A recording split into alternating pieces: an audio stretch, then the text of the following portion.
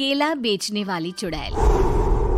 एक बार की बात है, जादूपुर नाम के गांव में करतब दिखाती एक औरत एक रेड्डी के लिए गांव में आती है। आइए आइए मेहरबान कदरदान, खाइए रोहड़ा के ताजे ताजे केले। कभी खाए नहीं होंगे ऐसे केले, पीले पीले केले खाइए। ये कहकर रोहड़ा हाथों में 4 केले लिए उन्हें सर्कल में जोर जोर से हवा में उछालती हुई करतब दिखाती है, जिसे देखकर आसपास के सारे बच्चे अपने अपने मम्मी पापा से उस औरत के पास जाने की जिद करने लग जाते हैं। पापा, ऐसा तो सर्कस में बॉल से होता है ना, ये आंटी तो केले से कर रही है। चलिए ना पापा, देखते हैं। रोहड़ा एक पतली सी तार पर चलती हुई केलों से करतब दिखाती है। आते जाते सभी लोग बाहर रुककर उसके करतब देखते हैं और वाह वाही करते नहीं थकते। जैसे ही एक आदमी पास आकर उसे पैसे देने लग जाता है, तब वो कहती है, अरे नहीं नहीं साहब, मैं करतब तो बच्चों के मन को बहलाने के लिए करती हूँ। धंधा तो मेरा केले का है। पीछे देखो मेरी रिड्डी, जो भी मेरे केले खाएगा मेरी तरह चुस्त दुरुस्त और तंदुरुस्त हो जाएगा। पता चलता है क्या कि मेरी उम्र 55 की है। अरे पर ऐसे ठंड के मौसम में कोई केला क्यों खाएगा? ये ऐसे वैसे केले नहीं है साहब, ये शरीर में गर्मी देते हैं। ठंड को दूर भगाए जो भी रोहिणा के केले खाए। पापा, अगर मुझे केले नहीं मिले तो मैं घर नहीं जाऊंगी। तभी उसके पापा कहते हैं कि बेटा, केले ठंड में कभी गर्मी नहीं देते। ये सब कहने की बातें हैं, सामान बेचने का तरीका है इनका। पर पिंकी नहीं मानती।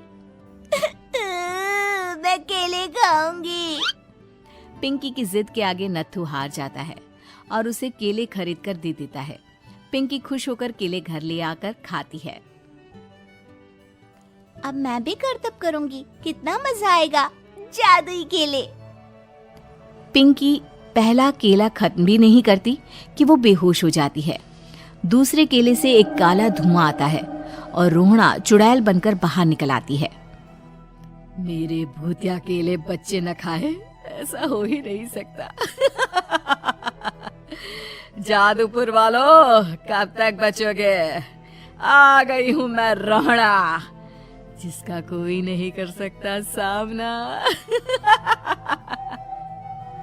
रोहड़ा पिंकी को गोद में उठाकर काले धुएं में कहीं गायब हो जाती है। शाम के वक्त नत्थू घर लौटता है और पिंकी को घर में ना पाकर उसकी माँ से कहता है, माँ पिंकी कहाँ है? अरे बेटा, उसे तो तू सुबह करतब दिखाने ले गया था ना, फिर कहाँ वापस आए तुम दोनों? मुझे लगा तू उसे अपने साथ मंडी ले गया होगा। हे भगवान, मेरी बच्ची कहाँ गई? मैं उसे घर ही तो छोड़कर गया था माँ। नत्थू गांव के घर कोने में अपनी बेटी को ढूंढता है, पर उसे वो कहीं नहीं मिलती। परेशान होकर आके रो रो कर नत्थू हिम्मत हार कर घर लौट आता है।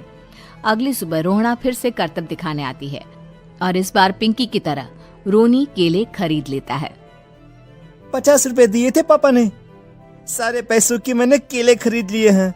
अब मैं भी आंटी की तरह ही करतबबाज बन जाऊंगा। यही सोचते हुए रोनी केले खाता है और पहला अकेला केला आधा खत्म भी नहीं करता कि चुड़ैल उसके सामने आ जाती है। मेरे साथ चलने का समय आ गया है रोनी। ये तो बस शुरुआत है। अब इस गांव के सारे बच्चे धीरे धीरे मेरे कब्जे में होंगे, एक बच्चा भी नहीं बचेगा। ये कहकर रोना रोनी को गोद में लेकर काले धुएं में अदृश्य हो जाती है। इसके बाद हर रोज गांव में से कोई ना कोई बच्चा गायब होता, पर ऐसा क्यों हो रहा है किसी को भी समझ में नहीं आ पा रहा था। रोज की तरह अपनी बेटी पिंकी की तलाश में नत्थू गांव के एक तालाब के पास बैठा रो रहा था। कहाँ गई मेरी पिंकी? शकुंतला के जाने के बाद एक वही तो मेरा सहारा थी। अरे उसकी आत्मा कोस रही होगी मुझे कि मैं अपनी बच्ची को संभाल भी नहीं पाया। नत्थू ये कहता हुआ रो ही रहा था कि तभी तालाब में से उसे शकुंतला की आवाज सुनाई देती है। कहाँ थी तुम शकुंतला? हमारी बच्ची और सारे गायब हुए बच्चे रोहड़ा के कब्जे में हैं। वो बच्चों को जो केले देती है उससे बच्चे बेहोश हो जाते हैं और उसके कब्जे में आ जाते हैं और वो उन्हें ले जाकर काली दुनिया में ले जाती है। पर वो ऐसा क्यों कर रही है? ये मैं नहीं जानती, पर उस दुनिया का रास्ता मैं आपको बता सकती हूँ।